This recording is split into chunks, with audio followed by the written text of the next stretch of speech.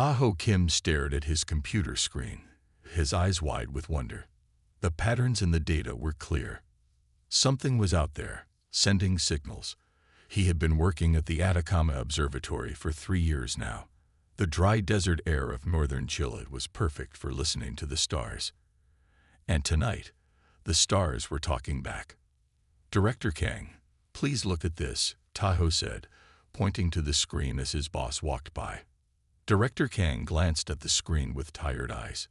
"Equipment malfunction. Kim, run the diagnostics again." "I did. 3 times. This is real." Tahoe's voice was quiet but firm. "These patterns are not random. They repeat every 42.7 seconds. Space junk reflecting our own signals." Director Kang said with a wave of his hand, "Clean your filters and check again tomorrow." Tahoe watched his boss walk away. At 32 years old, Tahoe was used to people not taking him seriously. He was brilliant with machines and numbers, less so with people. His small apartment near the observatory was filled with books and star charts, but no photos of friends or family. The stars were his true companions. He turned back to his screen. "You're real," he whispered to the pattern. "And I'll prove it." 50 light-years away, in a space station hidden behind the dust clouds of the Pleiades, 12 beings gathered around a floating display.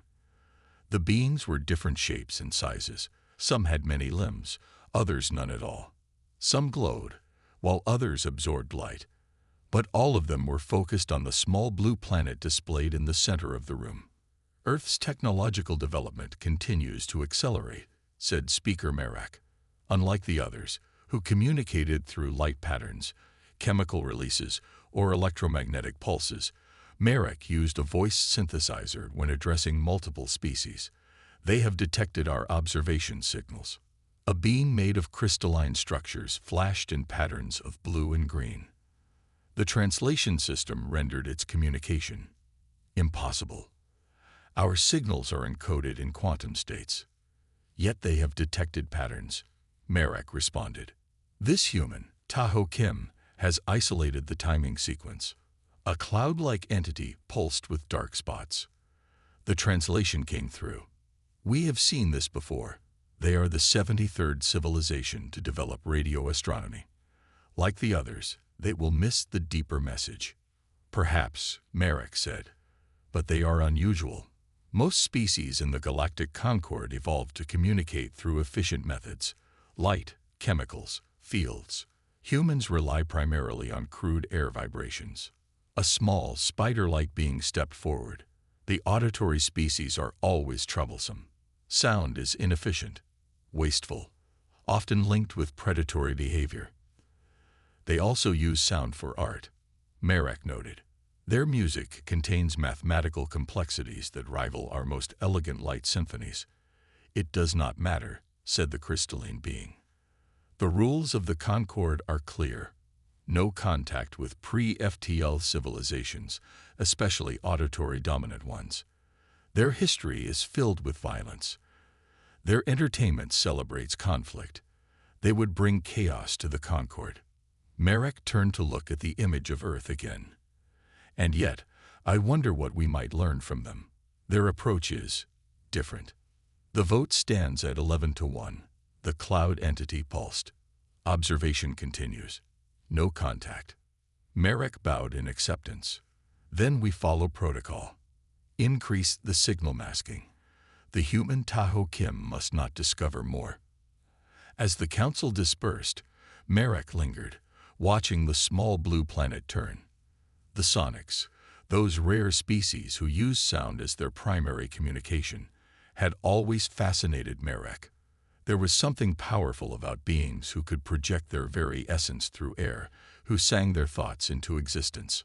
"Your time will come, Earth," Merak whispered through the synthesizer. "But not yet.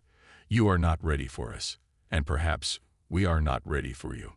Back on Earth, Tahoe saved his data and started the analysis program again.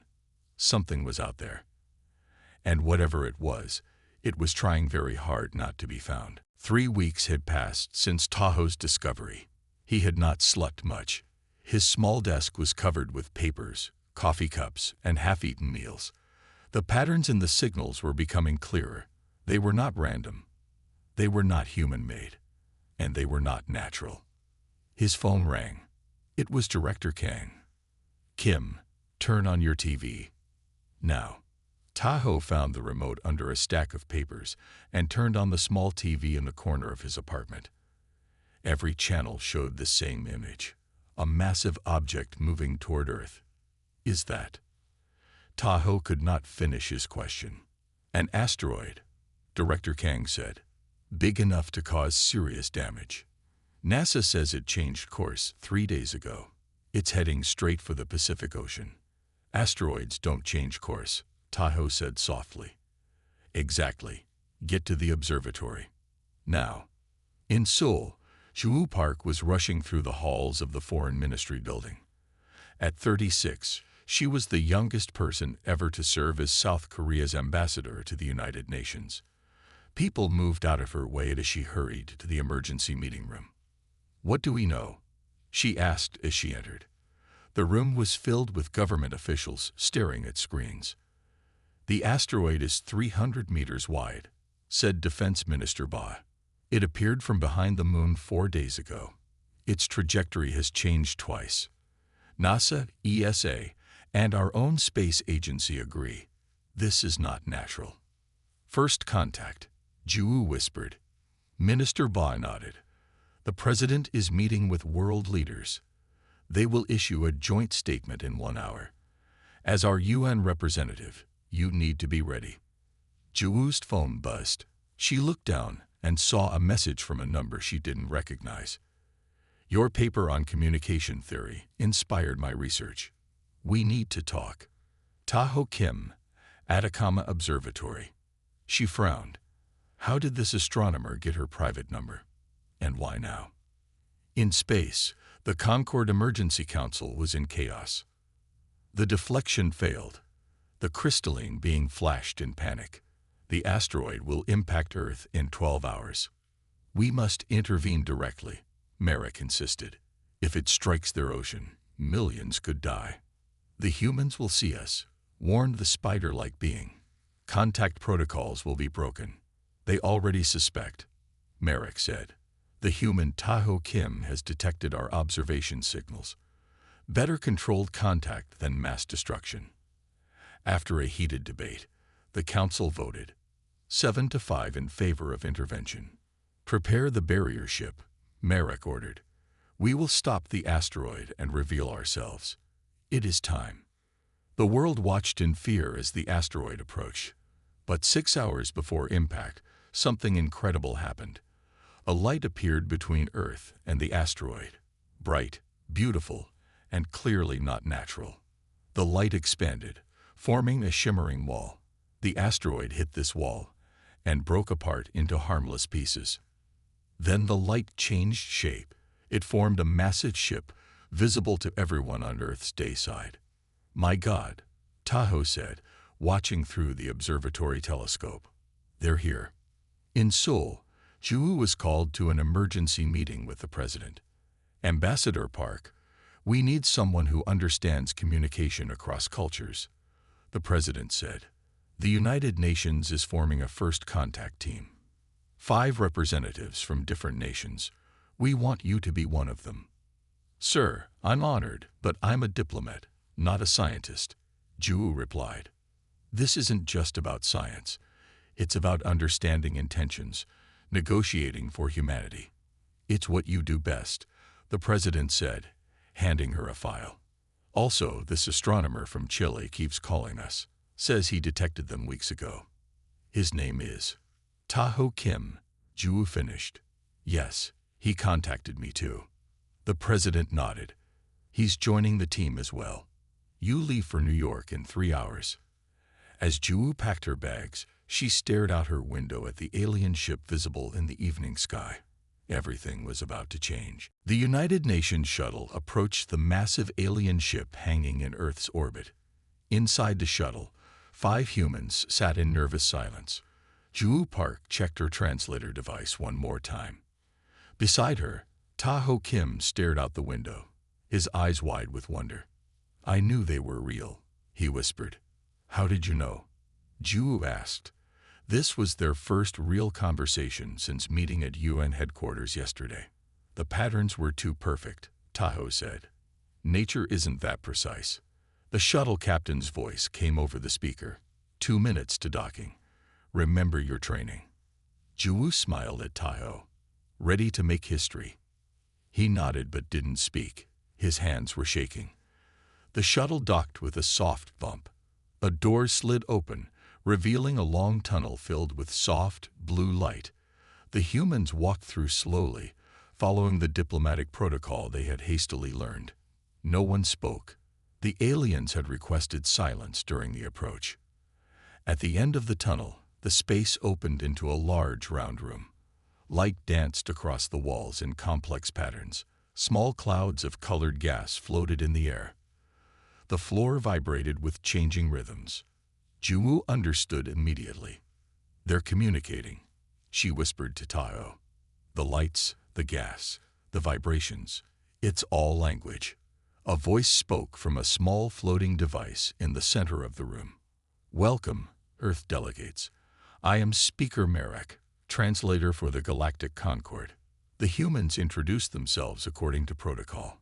Ju spoke for the group, keeping her voice calm and steady. "We thank you for saving our planet from the asteroid," she said. "May this be the beginning of friendship between our worlds." The room flashed with light patterns. The floating device translated. "The asteroid was our fault.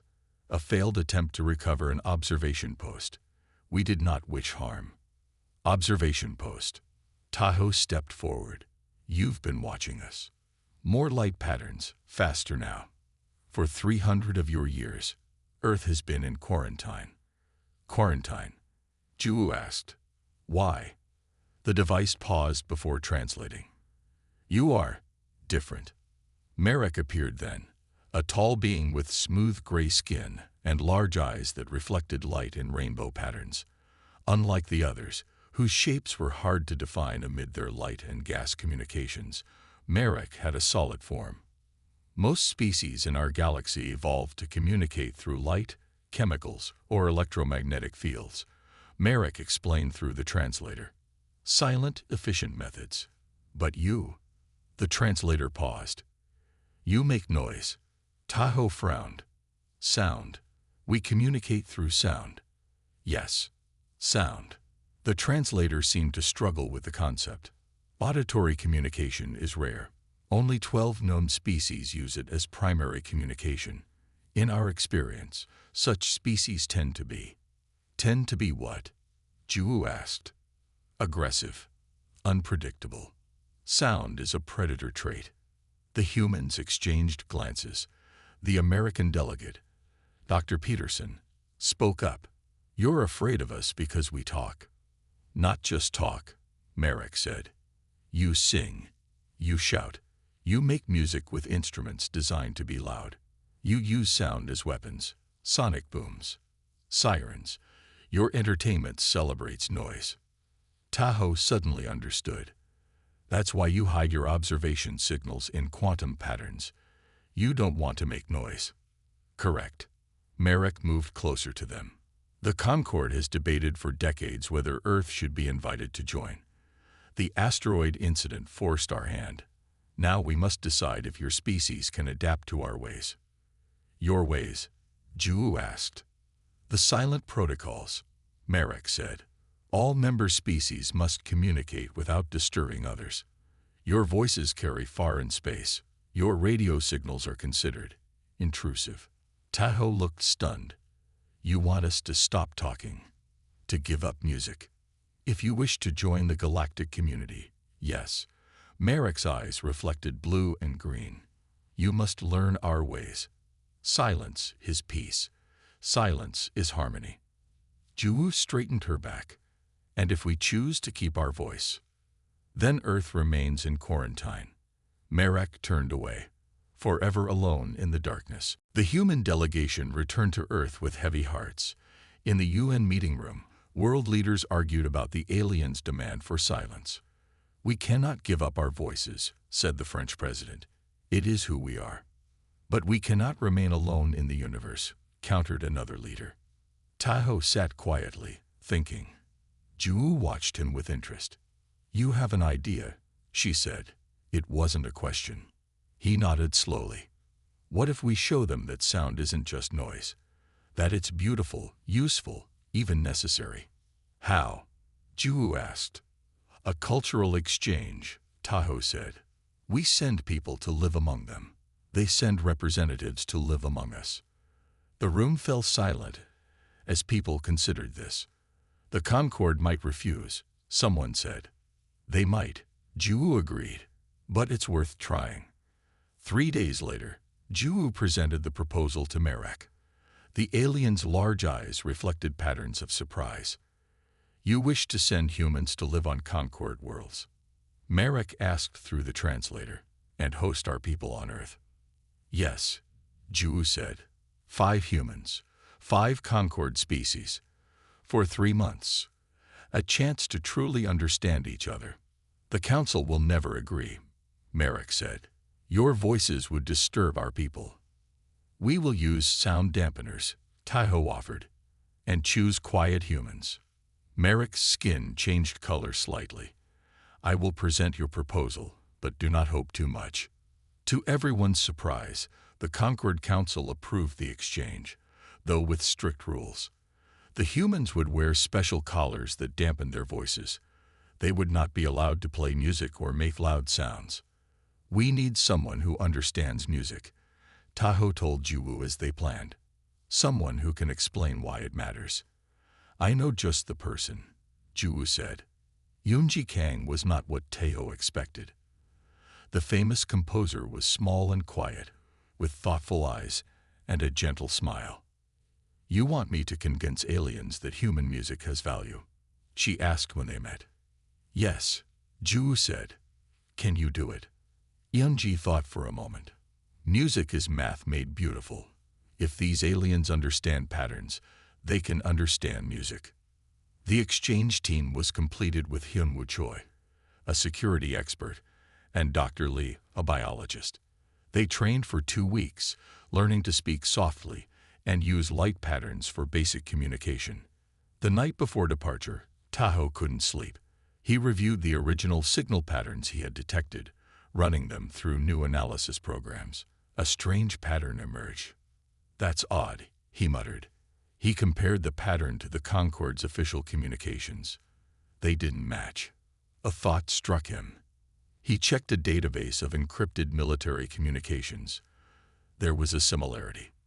They're hiding something, he whispered. His phone buzzed. A message from Yunji. Can't sleep either. Meet me on the roof. Tahoe found Yunji sitting under the stars, a small instrument in her hands. It's a kalimba, she explained, one of humanity's quietest instruments. She played a simple melody. The notes were soft but clear in the night air.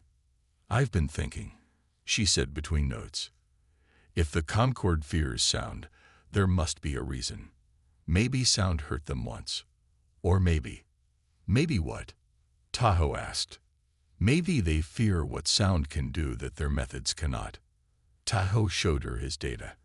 I think some of them were trying to contact us directly, outside official channels. Yunji's eyes widened. Rebels? Or just those who disagree with the quarantine policy? Tahoe said. Either way, the Concord isn't telling us everything. The next morning, the exchange team boarded the alien shuttle. 5 humans heading into the unknown, each wearing a sound-dampening collar that felt cold against their skin. Remember, Ju told them as they prepared to leave Earth, our mission is to prove that humanity's voice deserves to be heard. As the shuttle rose into space, Tahoe looked down at the blue planet below. Somewhere out there, alien visitors were experiencing Earth's sounds for the first time. He wondered what they would think of birds singing, waves crashing, and children laughing. And he wondered what secrets waited for them among the stars. Life aboard the Lumine vessel was harder than Yunji had imagined.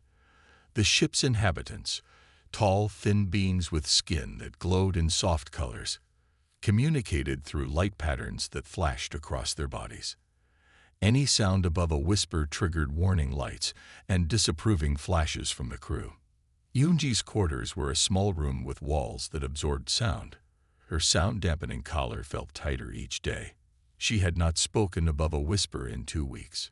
"I miss music," she wrote in her journal. "I miss laughter. I miss the sound of rain." Down the hall, Tahoe was having a different experience. The Lumine scientist assigned to him, a being named Vel, seemed curious about human speech. "Your vocal patterns, how do they work?" Vel asked through the translator, light rippling across its skin. Tahoe explained as best he could. He drew diagrams of the human vocal cords and demonstrated different sounds, keeping his voice low to avoid triggering alarms. "Fascinating." Vel's lights pulsed. "And all humans make these vibrations." "Yes," Tahoe said. "It's how we connect with each other." Vel's colors darkened. "We must not discuss this with others. Sound is political." Meanwhile, on Earth, the alien visitors were struggling. Hyunwoo Choi watched as Merrick's assistant, Neri, flinched at the sound of traffic outside the Seoul Research Center. "Are you all right?" Hyunwoo asked. Neri's skin flashed in distress. The translator spoke. "So much noise. How do you think?" "We filter it out," Hyunwoo explained, "or we enjoy it." That evening, Hyunwoo found Neri standing by an open window, its head tilted toward the sound of rain falling on the garden. "This sound," Neri's translator said. "It is pleasant." "Rain," Hyunwoo said. "Many humans find it soothing." "May I record it?" Neri asked. "It's against your protocols, isn't it?" Neri's skin darkened. "Yes, but I am curious." Hyunwoo nodded. "Your secret is safe with me." Over the next week, Neri collected more sounds. Children laughing in a park, birds singing, even a street musician playing a gentle melody on a flute, all recorded in secret. "There is math in your music," Neri told Hyunwoo. "Patterns, like our light speech, but different." "That's what we've been trying to explain," Hyunwoo said. In space, Juwoo was making progress with the Concord Council. She had learned to communicate using a light panel that translated her thoughts into patterns the Council could understand. "Humans use sound as art," she explained to the Council. "Like your light symphonies or chemical poems." The Council seemed skeptical, but some members showed interest. One, a cloud-like being, floated closer to her presentation. "Your species uses sound as communication and art?" it asked. "Most auditory species choose one or the other. Both are important to us," Juwoo said. "They connect us to each other." Later, alone with Merrick, Juwoo asked the question that had been bothering her. "Why does the Concord really fear sound? It can't just be that it's different." Merrick's colors shifted to deep blue. "Long ago, there was a war. An auditory species used sound as a weapon. Vibrations that could shatter our light forms. Millions died before we developed protection." "That wasn't humans," Juwoo said. "No," Merrick agreed. "But fear remains." Back on Earth, disaster struck. A group of humans attacked the research center in Seoul, believing the aliens were a threat. They broke through security with guns and explosives. Hyunwoo was having dinner with Neri when the attack began. The sound of gunfire sent Neri into shock, its skin flashing wildly in distress. "Stay here," Hyunwoo ordered. He locked the door and moved a heavy cabinet in front of it. The attackers were getting closer. Hyunwoo could hear them down the hall. "We need to move," he told Neri. "Can you walk?" Neri was trembling, unable to respond. The sound of breaking glass came from nearby. Without hesitation, Hyunwoo lifted the alien into his arms and headed for the emergency exit. A bullet grazed his shoulder as they escaped into the night. "I will protect you," Hyunwoo promised as they hid in the shadows. Not all human voices speak hate. 1 month into the exchange program, Tahoe was working with Vel in the Lumine ship's science lab. They had developed a system of hand signals to communicate without triggering the sound alarms. Suddenly, all the lights on the ship flashed red. The Luminae crew's skin patterns shifted to emergency signals. "What's happening?" Tahoe asked, keeping his voice low. Vel's translator spoke quickly. "Emergency transmission from Sector 7. A solar storm. Very bad." The ship changed course, accelerating to a speed that pushed Tahoe back in his seat. He found Yunji and Juwu in the common area, holding onto rails as the ship moved. "What's going on?" Yunji asked. "Some kind of emergency," Tahoe said. "A solar storm." The ship's captain, a Luminae named Kelth, entered with Merak. Their skin flashed urgent patterns. "A massive solar storm has hit Sector 7, Merak explained through the translator. "Thousands of civilian ships are trapped." "Can't they call for help?" Juwu asked. "The affected species communicate through electromagnetic pulses," Merak said. "The storm has silenced them. Rescue efforts are failing because no one can coordinate." Tahoe looked at Juwu and Yunji. A thought was forming. "We could help," he said. "How?" Merak asked. "We use sound," Tahoe explained. "The storm wouldn't affect our voices. We could coordinate the rescue ships." Kelth's skin flashed in what seemed like disbelief. The translator spoke. "Use sound. In a crisis? Impossible." "Why not?" Juwu stepped forward. "It's what our voices are good for, reaching out when other methods fail." Merak's colors shifted slowly. "The council would need to approve. It would break many protocols." "People are dying while we debate," Yunji said, her voice stronger than it had been in weeks. Back on Earth, Hyunwoo and Neri had escaped the attack and found safety at a military base. The news of the solar storm reached them through emergency channels. "My people are among those trapped," Neri's translator said, its lights dimming with worry. "Without electromagnetic speech, they are lost." Hyunwoo watched the reports coming in. The death toll was rising. "There must be something we can do." His phone rang. It was a call from space. "Juwu." "Hyunwoo, we need your help," she said. "The humans are going to coordinate a rescue mission, but we need someone with military communication experience." "I'm in," Hyunwoo said without hesitation. "But how do I get to you?" "There's a Concorde ship in orbit," Juwu explained. "They'll pick you up in 1 hour." Hyunwoo looked at Neri. "I'm going to help your people." Neri's skin brightened. "I will come too." In space, the crisis was growing worse. By the time the Luminae ship reached Sector 7, hundreds of vessels were drifting toward a dying star. Their crews, unable to communicate, could not coordinate their engines to escape the growing gravity. Tahoe, Juwu, and Yunji stood on the bridge of the Luminae ship. Their sound-dampening collars had been removed. For the first time in a month, they could speak freely. "We need a system," Tahoe said. "A way to guide ships when they can't see or hear each other." Yunji had been thinking about this problem for hours. "Music," she said. "We can use musical patterns to coordinate movement." "How?" Juwu asked. "Different tones for different directions, rhythms for speed. Like a musical map." A Concorde ship arrived carrying Hyunwoo and Neri. When Hyunwoo entered the bridge, he brought military precision with him. "Military cadence calls," he suggested after hearing the plan. "Clear, loud, and easy to follow even in chaos." The Concorde Council had given reluctant approval. With no alternatives, they allowed the humans to use their voices to coordinate the rescue. As the rescue ships prepared to enter the storm zone, Tahoe looked at his fellow humans. For the first time, they would not whisper or stay silent. They would use their full voices, the very thing the Concorde feared. "Ready?" he asked. Yunji nodded, her eyes bright with purpose. "Earth's voice has been quiet too long. It's time to let it be heard." Juwu took a deep breath. "Let's show them what human voices can do." The rescue mission was about to begin, and humanity's roar would echo across the stars. The rescue mission began. The Luminae ship positioned itself at the edge of the storm zone.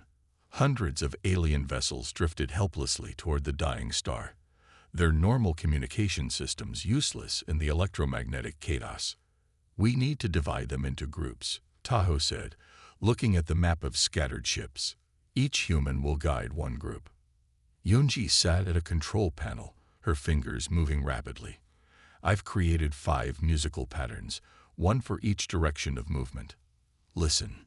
She played a sample through the ship's speakers. 5 distinct melodies, each clear and simple. "Up, down, left, right, and forward," she explained. "The tempo indicates speed." Hyunwoo nodded. "And I've adapted military cadence calls for coordination. Clear commands that can be understood even through static." Juwoo looked at the alien crew, who were watching with a mixture of curiosity and alarm. "Will your ships amplify our voices?" Merak, who had been quiet until now, stepped forward. "Yes. We have modified the communication arrays. Your voices will reach across the sector." "Then let's begin," Juwoo said. The humans took their positions. Each would direct a section of the rescue fleet. Merak gave a signal, and the ship's systems came alive. Yeonji was first. Her voice, normally soft and thoughtful, rang out clear and strong. She sang a melody that rose and fell in perfect rhythm. On the screens, they watched as a group of 30 ships began to move in unison, rising above the pull of the star. "It's working," Tahoe whispered. Hyunwoo took over for the next group. His military training gave his voice a commanding power.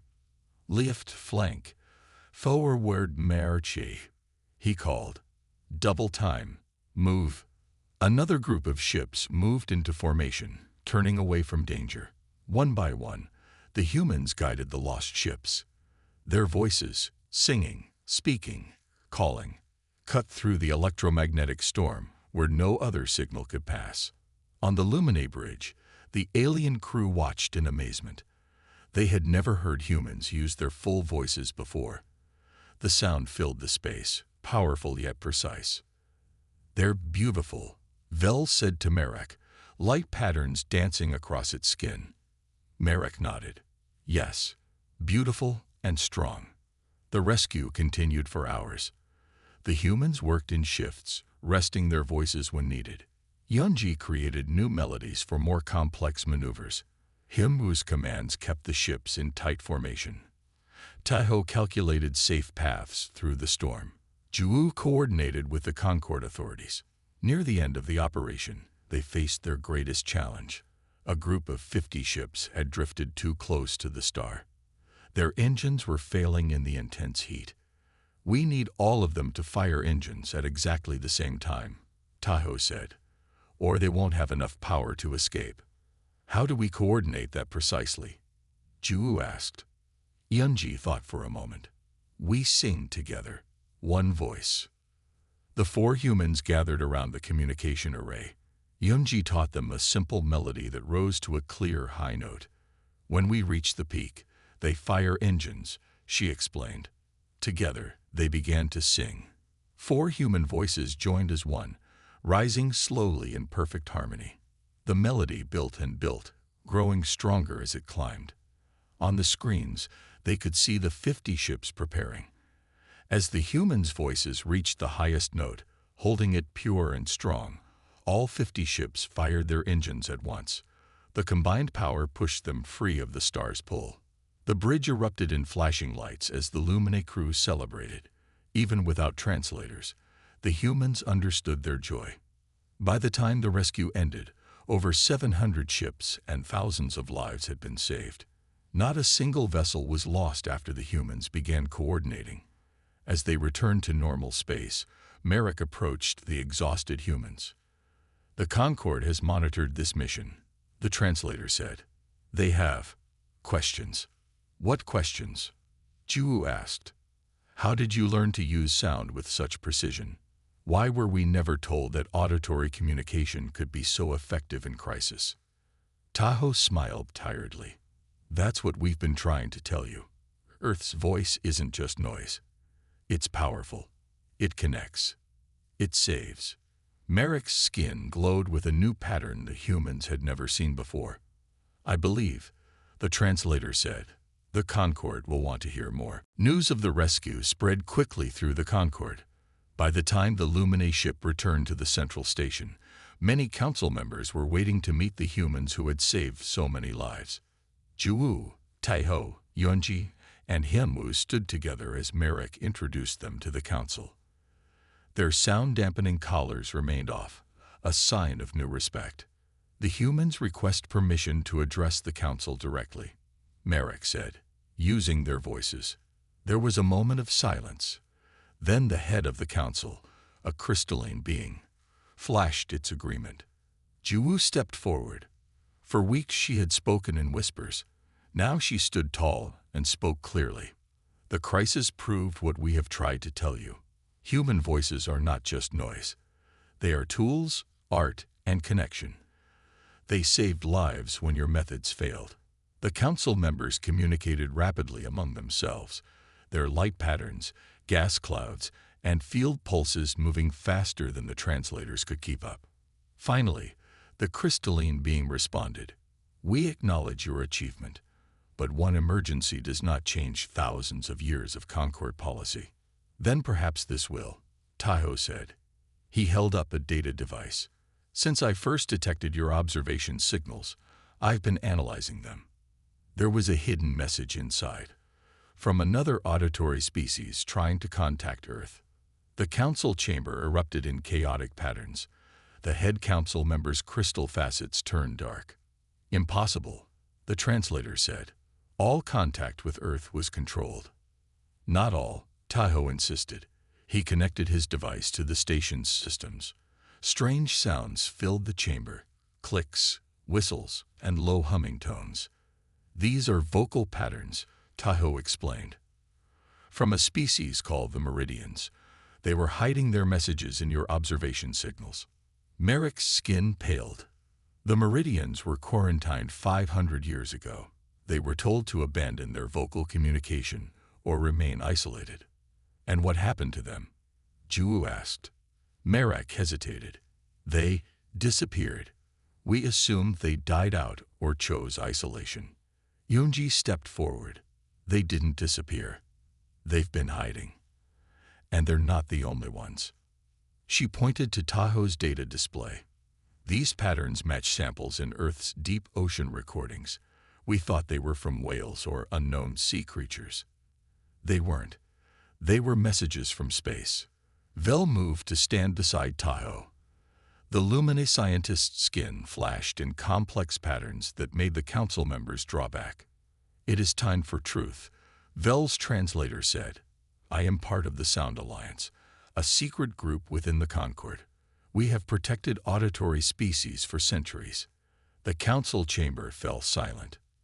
"Many of us believe the Concorde's fear of sound is based on prejudice, not fact," Vel continued.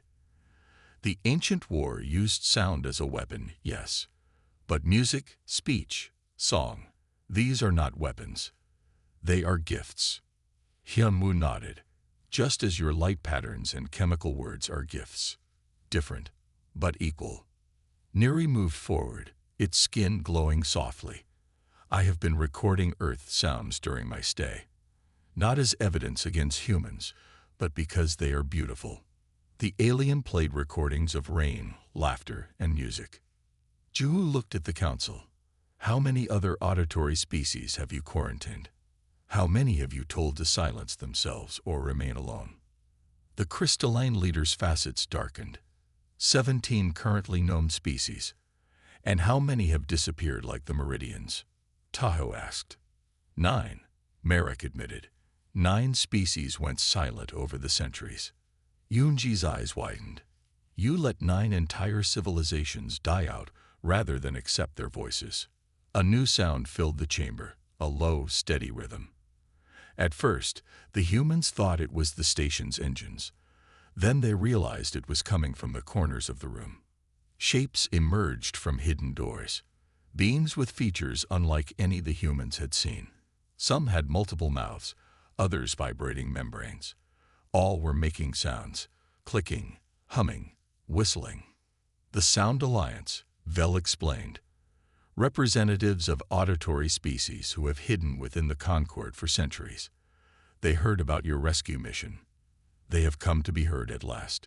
The hidden species moved forward, their voices joining together in a haunting harmony that filled the chamber. For the first time in Concord history, the council listened to the sound. 6 months passed. The Concord was different now. After the truth about the Sound Alliance and the lost auditory species came to light, many things changed. The council could not ignore what had happened. Too many had seen the rescue mission. Too many had heard the voices of the hidden species. Today was special. Earth would officially join the Galactic Concord. The great hall of the central station was filled with beings from 100 worlds. At the front stood Juwu, Taeho, Yunji, and Hyunwoo. They wore formal clothes from Earth, not the sound-dampening collars they had worn before. Nervous? Taeho asked Yunji. She nodded. This performance must be perfect. After much debate, the Concord had agreed to end the quarantine of auditory species. Earth was invited to join as a full member. To mark this historic moment, Yunji had created something special, a symphony combining human voices with the communication methods of other species. Merak, now the head of the new Concord Council, stepped forward. Its skin glowed with formal patterns. Today we welcome Earth to the Concord. The translator spoke. We also acknowledge our past mistakes.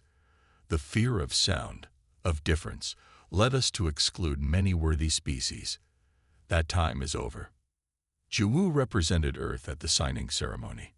Her hand was steady as she marked the agreement that would bring humanity into the galactic community. Earth joins the Concord as equals, she said. We bring our voices, our music, our unique perspective. We also bring a promise to respect all forms of communication, whether through sound, light, chemicals, or fields. Next came Yunji's performance. She stepped onto the central platform. Behind her stood 50 humans and 30 members of other auditory species. Among them were the Meridians, whose messages Taeho had discovered hidden in the observation signals. This symphony is called Many Voices, One Song, Yunji explained. It combines all the ways we communicate across the stars. She raised her hands.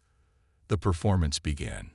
Human voices rose in harmony, from deep bass to high soprano. They were joined by the clicks and whistles of the Meridians, the hums of another auditory species. Light panels flashed in patterns matching the rhythm of the voices. Scented clouds released by gas-based species formed and dissolved in time with the music. The audience watched and listened in amazement. Never before had all these forms of communication been brought together as art. Near the end of the performance, Yunji signaled a special moment. The human choir formed a circle. The Luminae, including Vel, stood among them, their skin glowing softly. Now, Yunji whispered. The humans took a deep breath together. Then they released a perfectly controlled roar. Not a shout of anger, but a powerful, harmonious sound that filled the hall. As they roared, the Luminae flashed their light patterns in exact sync with the sound waves. On the great screens around the hall, everyone could see what was happening. The human roar, translated through the Concord's visual systems, formed a beautiful, complex pattern, a perfect replica of the Concord's symbol of peace. The hall fell silent in awe, then erupted in a celebration of light, sound, and movement. Later, at the reception, Taeho found Juwu looking out at the stars. We did it, he said. Earth's voice is heard. Juwu smiled. Not just heard, respected. Hyunwoo joined them with Neri at his side. The alien skin now glowed with patterns that showed comfort with human presence. The Sound Alliance reports that 3 of the lost species have been found. Hyunwoo said. They went into hiding rather than give up their voices. And now they can come home, Yunji said, walking up to the group. Merak approached them, its colors bright. The Concord has much to learn from Earth. Your voices reached across the stars when our light could not. Perhaps that is why we feared you. Not because sound is primitive, but because it is powerful. Tahoe looked out at the vast spread of stars beyond the window. Somewhere out there, other auditory species were hearing the news. Earth had roared, and the galaxy had listened. We feared Earth's voice, Marek said softly. Now it roars for all of us.